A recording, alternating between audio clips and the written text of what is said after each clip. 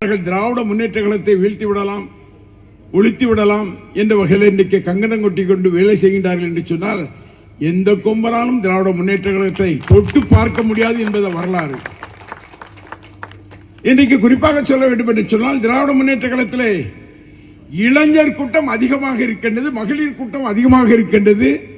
இந்த இயக்கத்தை வழிநடத்திய முதியோர்கள் எல்லாம் இன்றைக்கு ஒன்று சேர்ந்து இருக்கின்றார்கள்.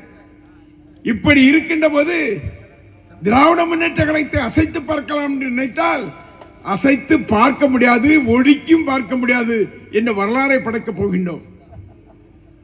நான் எப்பொழுதும் சொல்வேன், இன்னும் 6 மாத காலத்தில் திராவிட முன்னேற்ற கழகத்தின் ஆட்சி தமிழகத்திலே மலரும். நான் சொல்வதை புரிந்தால் புரிந்து கொள்ளட்டும், தெரிந்தால் தெரிந்து கொள்ளட்டும். நேற்றைய தினம் பெருந்தலைவர் காமராஜர் அவர்களுடைய பிறந்த விழாவிலே தூத்துக்குடியிலே மாலை அணிவித்தேன்.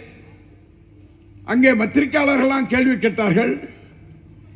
கேள்வி கேட்கின்ற போது இங்கே தவக சட்டமன்ற உறுப்பினர்கள் எல்லாம் நீங்கள் அழைக்கின்றீர்கள், கூப்பிடுகின்றீர்கள் என்று சொல்கின்றார்கள், உங்கள் கட்சி கூப்பிடுகின்றது என்று சொன்னார்கள். நான் சொன்னேன், அதுவல்ல, இன்றைக்கு தவக எம்எல்ஏக்கள் தான் எப்போ ஓடலான்னு காத்திருக்கான், அதை தடுக்கிறதுக்காக எங்களை காட்டி அவனை பயமுறுத்துறான்.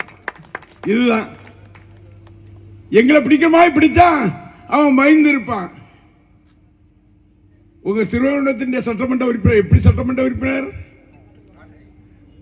இங்கே இருந்த பழைய சட்டமன்ற உறுப்பினர்களாம் எப்படி இருந்தார்கள்? இன்றைக்கு ஒரு சட்டமன்ற உறுப்பினர் இருக்கின்றார். அவர் என்ன செய்கிறார் தெரியுமா? அவருடைய தொழில் என்ன தெரியுமா? லாட்டரி, கள்ள லாட்டரி, கஞ்சா, இது போல தொழில் செய்கின்றவர் இன்னைக்கு சட்டமன்ற உறுப்பினராக வந்திருக்காரு. யாராவது விவசாயிகள் வண்டல் மண்ணை கொஞ்சம் லாரில எடுத்தா எனக்கு 300 தந்துட்டு தான் நீங்க லாரில எடுக்கணும்னு கேட்காரு. உடனே லாரிக்காரர் என்ன சொல்றா தெரியுமா? இப்படி சொல்லாதீங்க, என்னைக்கா ஒரு நாள் தப்பா போயிடும் அப்படிங்கிறான். நான் சொல்ல, லாரிக்காரன் சொல்றான். அங்க அரிசி ஏற்றி வந்த லாரி மடக்கி இந்த அரிசி ஏற்றி வந்திருக்க டயர் இப்படி இருக்க. யாரப்பா இது? ஒரு எம்எல்ஏ கேட்கிற கேள்வியை பத்தியெல்லாம் டயரை பார்க்கிறாரு, குனிஞ்சு குனிஞ்சு டயரை பார்க்காரு. அவனுக்கு என்ன காரணம் தெரியுமா? எதுலயாவது பணம் பார்க்கணுங்கிற துடிப்பா இருக்காரு.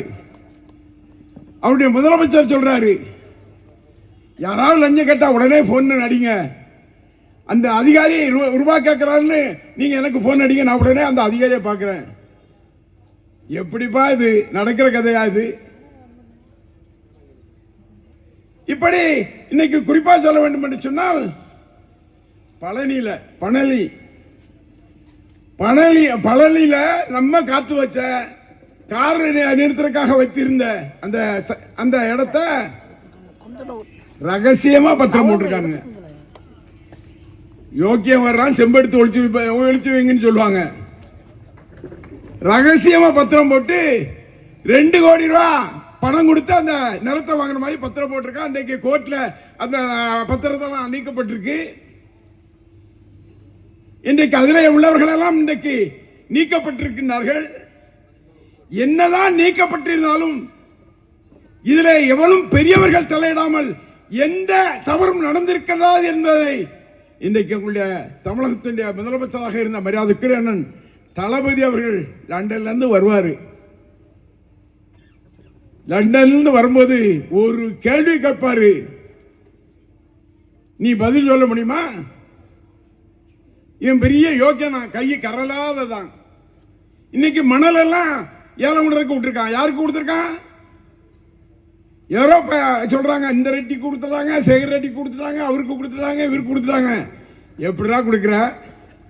எந்த வகையில கொடுக்கிற? பணத்தை கொள்ளடிக்கிறதுக்கு திட்டமிட்டு கொள்ளடிக்கிறீங்களா? திமுகவும் அதிமுகவும் இன்றைக்கு ஏதோ பெரிய தப்பு பண்ண மாதிரி சொல்றிய. இன்னைக்கு உன்னுடைய கதை என்ன? இந்த மின்துறை மந்திரியா இருக்கல்ல, அவனுடைய மனைவி தாம்பரத்தில் வேலை பார்த்துச்சான், டீச்சரா. கலந்தாய்வு இருந்தா ஆசிரியர் மாத்துவாங்க. ஆனா அவருடைய மனைவிய திருவேலியக்கணிக்கு மாத்தி கொண்டு வந்திருக்காரு. எப்படி கொண்டு வந்தாரு? மந்திரிங்கிற பொருள் தானே. எப்படி அதிகார துஷ்பிரயோகமா? அவரு சொல்றாரு அனிதா ராதாகிருஷ்ணன் ரவுடி. நான் ரவுடியா? எத்தனை பேர் வெட்டிருக்கேன், எத்தனை கொலை பண்ணிருக்கேன்? 16 வயதுல இருந்து நான் தொழில் செய்திருக்கேன். எந்த வார்த்தையும் கடுமையான வார்த்தைகள் எவரையும் பேசினதில்லை. ஆனா மின்துறை மந்திரி ஒருத்தர் இருந்து சொல்றாரு அனிதா ராதாகிருஷ்ணன் ரவுடிங்கிறாரு. ஆமா, ரவுடிக்கு ரவுடி தான். நீங்களை தொட்டு பார்க்க முடியாது. நீ உசிலப்பட்டியில் இருக்கலாம், எங்க இருக்கலாம், ஆனா நடக்காது தம்பி, நடக்காது. இன்றைக்கு குறிப்பாக சொல்லும் போது நம்முடைய சகோதரர் இன்னைக்கு அழைத்திருந்தோம், காதர் பச்சா என்ற முத்துராமலிங்கம் அழைத்திருந்தோம். என்ன காரணம்னா அவர் தேவர் திருமகனுடைய வாரிசுல ஒருத்தர். பசுமன் முத்துராமலிங்க தேவருடைய வாரிசாக இருக்கின்றவர் காதர் பச்சா என்ற முத்துராமலிங்கம். அவர் திடீரென்று வர முடியாத சூழ்நிலை ஏற்பட்டது. இன்றைக்கு ராமநாதபுரத்தினுடைய மாவட்ட செயலாளராக இருக்கின்றார்.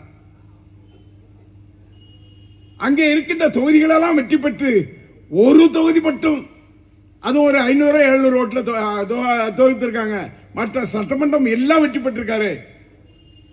அப்பேற்பட்டவரை அங்க கூட்டு வந்து என் பகுதியினுடைய மக்களை, எங்களுடைய பகுதியினுடைய உங்களுடைய கொண்டை கொண்டா மறவர்களை நீ பார்க்க வாருங்கள் என்ற வகையில் தான் அவரை அழைத்தோம். அவருக்கு சிறிது உடல் பாதிப்பு, அடுத்த தடவை கூட்டு வந்துடுவோம். இன்றைக்கு குறிப்பாக சொல்ல வேண்டும் என்று சொன்னால் இளந்தலைவராக இருக்கின்ற மரியாதைக்குரிய அண்ணன் நம்முடைய இளந்தலைவர் அவர்கள் சட்டமன்றத்தில் உட்கார்ந்துள்ள போது முதலமைச்சர் தலையை குனிஞ்சுக்கிட்டு தான் இருப்பாரு.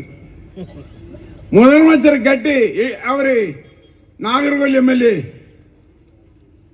நம்முடைய ஆஸ்டின் அவர்கள் முதலமைச்சரை கொஞ்சம் வாய் திறந்து பேசுங்க, வாய் திறந்து பேசுங்கன்னு சொல்லுவாரு. இவர் வாய் எங்கிருந்து திறக்க? எழுதி கொடுத்தா பேசுவாரு. எழுதி கொடுத்தா பேசிட்டு நடிகர் மாதிரி அப்படி அப்படி ஒரு சைகை காமிப்பார். மூஞ்சில அடிச்சுட்டோம் இல்ல, அப்படி சைகை காமிப்பாரு. 5 நிமிஷம் பேசினாராம். பரோட்டா கொத்துற மாதிரி கொத்திட்டாங்களாம். எப்படி பாருங்களா, எவ்வளவு கொழுப்பு, எவ்வளவு திமிர் இருக்கு அவருக்கு. நம்முடைய தலைவர் தோத்தத அந்த தொகுதியில் போய் 5 நிமிஷம் பேசினேன். நீ வா, இடைத்தேர்தல் எல்லாம் நீ பேசி பேசி சுற்றி வா. இடைத்தேர்தலில் ஒரு தேர்தலும் நீ வெற்றி பெற முடியாது என்ற வரலாறு நாங்கள் உருவாக்குவோம். இன்னைக்கு உனக்கு ஓட்டு போட்டவன் அத்தனை பேரும் என்ன சொல்றான் தெரியுமா? ஐயோ தெரியாம எப்படியே போட்டவன். என் பேத்தி சொல்லிச்சு, என் மகா சொன்னா, என் காலேஜில் உள்ள பிள்ளை சொல்லிச்சு, போட்டுட்டோம். இந்த 1000 கொடுக்கிற 2500 தருவான்னு சொல்லி நாங்க போட்டோம். 6 சிலிண்டர் தருவாருன்னு சொல்லி போட்டோம். வேலை இல்லாதவர்களுக்கு 4500 தந்துருவாருன்னு போட்டோம். எல்லாமே ஏமாற்று வேலை. இன்னைக்கு ஏமாற்றுகின்ற முதலமைச்சராக இருக்கக்கூடிய முதலமைச்சர் ஜோசப் விஜய் அவர்கள். தேர்தல் வந்தது. தேர்தல் வரும்போது திருச்சியில மாதா கையில முட்டு போட்டு நடந்தாரு. உடனே பார்த்தாங்க ஆட்சிக்காரங்களா, நினைச்சாங்க அடே அப்பா எவ்வளவு தூரம் மதத்தை மதிக்கிறாருன்னு சொன்னாரு. தேர்தல் முடிஞ்சிச்சு. அடுத்த ஆளு திருச்செந்தூர்ல வந்து வேலை தூக்கிட்டு வந்து நின்னாரு. அதுக்கு முன்னால வந்து நின்னா தப்பா போயிடும் சொல்லி தேர்தல் முடிஞ்ச பிறகு வந்திருக்காரு. இவரு சொல்றாரு எம்ஜிஆர் வந்து மைசூர்ல போய் மூகாம்பிகளை வாழ் கொடுத்தாரு. இவரு எம்ஜிஆர் மாதிரி இருக்கணுங்கிறதுக்காக அங்க கொண்டு போய் வாழ் கொடுக்காரு. எப்ப எம்ஜிஆருக்கும் உனக்கும் யானி வச்சா எட்டுமா? அவருடைய வரலாறு என்ன? அவர் எத்தனை ஏழைகளுக்கு உதவினார்? இன்றைக்கு திராவிட முன்னேற்ற கழகத்தில் தலைவராக இருக்கின்றவர்கள் கூட அவருடைய உதவியை பெற்றவர்களாகத்தான் இருந்திருக்கின்றார். அன்றைக்கு கடுமையான பண நெருக்கடியில் எங்கள் தங்கம் என்ற படத்தை நடித்து கொடுத்து வலு சேர்த்தவர் எம்ஜிஆர் அல்லவா? நான் கேட்கிறேன், ஜோசப் விஜய் அவர்களே, நீங்கள் எந்த மக்களுக்காக, எந்த மாணவனுக்காக, எந்த ரிக்ஷாக்காரர்களுக்காக, எந்த தொழிலாளிக்காக ஏதாவது செய்திருக்கின்றீர்களா? தமிழ்நாட்டில் என்ன செய்திருக்கீங்க? எதை வைத்து நீங்கள் மக்களை நம்புகிறீர்கள்? பெண்களுக்கு ஏதாவது உதவி செய்திருக்கீங்களா? பெண்களுக்கு உதவி செய்தாங்கன்னு சொன்னா வேற தப்பா எடுத்துக்கிட கூடாது. நான் திருசாவை சொல்றேன்னு யாராவது தப்பா எடுத்துக்கிடாதீங்க. எந்த பெண்களுக்காக உதவி செய்திருக்காரா? என்னுடைய தலைவராக இருக்கின்ற அண்ணன் தளபதி மு க ஸ்டாலின் அவர்கள் என்னென்ன உதவிகள் எல்லாம் ஏழை எளிய மக்களுக்கு செய்திருக்கின்றார். எங்களுடைய முத்தமிழறிஞர் தலைவர் கலைஞர் அவர்கள் என்னென்னலாம் செய்திருக்கின்றார்கள். நீ ஒரு பிட்டு செய்யாம சினிமாவில் ஒரு ஆட்டத்தை போட்டு ஒரு டைரக்ஷன் கொடுத்து இப்படி சொல்றான் பாருங்க, 5 நிமிஷம் பேசினா குத்து பரோட்டா பண்ணிட்டாராம். அட பாவி, நீ போய் எங்க தலைவர் அப்படி சொல்ற. இன்னைக்கு என்ன சொல்றான்னு தெரியுமா? குதிரை பேரம், குதிரை பேரம், குதிரை பேரம். இன்னைக்கு என்ன பண்ணாரு தெரியுமா? அதிமுக இருந்து 23 சட்டமன்ற உறுப்பினரை கூப்பிட்டு அவங்களுக்கு சால்வெல்லாம் போட்டு, நீங்க சட்டமன்ற உறுப்பினராக இருந்தா ராஜினாமா செய்துட்டு எங்கிட்ட சேர்ந்துருங்க, நான் உங்களை ஜெயிக்க வச்சிடுறேன், உங்களுக்கு பணத்தை வாங்கினுங்கன்னு சொல்ற குதிரை பேரம் நாங்களா பண்றோம்? திமுகவா பண்ணுது? இன்றைக்கு அதிமுகவை அழித்து விடலாம் என்று நீ நினைத்தால் என்று சொன்னால் அது நடக்காது. ஏனென்று சொன்னால் அந்த இயக்கம் எம்ஜிஆர் அவர்கள், மரியாதைக்குரிய புரட்சி தலைவி அம்மா அவர்களால் உருவாக்கப்பட்ட இயக்கம். தலைவன் ஓடலாம், எங்க வேணாலும் ஓடுவான். ஆனா தொண்டை அதிலே இருப்பான், தொண்டை பார்த்துக்கிட்டே இருப்பான். எவனை ஒழிச்சா சரியா இருக்குங்கிற அவனுக்கு தெரியும். அவன் எங்களோடு உடனடியாக கைகோர்ப்பான். அந்த தொண்டன் எங்களோடு கைகோர்ப்பான். ஏனென்று சொன்னால் ஜோசப் புசை அவர்களே, அதிமுக அழிக்க பார்க்கிறீர்களா? அதிமுக ஒழிக்க பார்க்கிறீங்களா? ஒழிக்க முடியாது. திராவிட இயக்கத்தை எந்த கொம்பனாலும் அசைக்க முடியாது.